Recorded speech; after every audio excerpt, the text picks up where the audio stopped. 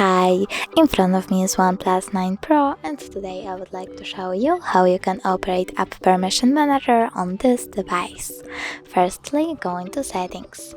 Now you need to scroll down and click on Apps and Notifications, then App Permissions, and finally you have to pick one of the options, for example Location. Then select an app, I will go with Maps, and pick one of the options, Allow all the time, Allow only while using the app, Ask every time, or Deny. I will go with Allow all the time, so when I go back, I can see that Maps gained access to my device location. But if you want to manage all permissions that your app has, you can always tap on it, click See all Maps permissions, and manage them from here. Thanks so much for watching. If you enjoyed this video, don't forget to leave a like, comment and subscribe. Bye!